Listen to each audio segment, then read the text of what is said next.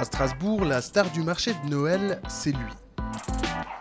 Mais en Alsace, il existe une autre tradition qui ravit les amateurs de vieux houblons depuis le XVIIe siècle, la fameuse bière de Noël.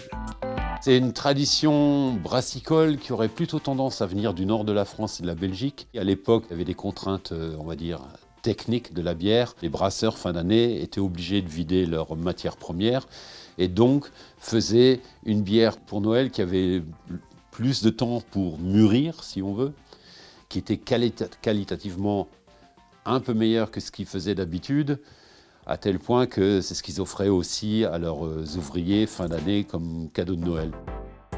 Riche en malt et en céréales, la bière de Noël est brune ou ambrée, forte en saveur, voire légèrement épaisse. Elle se déguste et réchauffe les cœurs. C'est costaud, c'est-à-dire pour moi une bière de Noël c'est 7, 8, 9, 10 voire plus de degrés.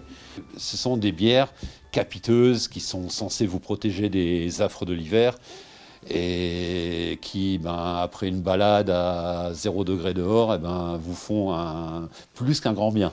En Alsace, les brasseurs redoublent d'originalité pour leur bière de Noël, comme cette bière aux fèves de tonka de chez Roux Libre ou cette bière poivrée de la brasserie Grienne à Colmar.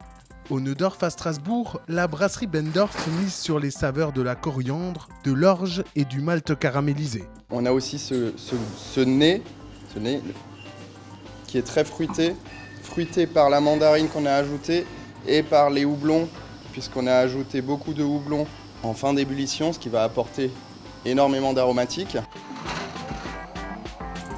C'est ici qu'on va mélanger l'eau et le malt concassé, malt d'orge ou de blé. Pour la bière de Noël, c'est essentiellement du malt d'orge chez nous. Et ça va se mélanger là-dedans et extraire tous les sucres du malt pour la confection de la bière. Ça nous permet aussi de brasser autre chose, parce que chaque saison, sa bière, chaque bière est différente. Donc pour nous, ça nous permet de ne pas être dans la routine quotidienne. Quasiment disparu il y a 25 ou 30 ans, les brasseries alsaciennes ont remis ce breuvage traditionnel sur les tables des fêtes de fin d'année. Aujourd'hui, c'est l'une des bières de saison les plus produites et vendues dans la région. Un succès qui s'explique aussi par l'originalité des recettes et au talent des brasseurs alsaciens.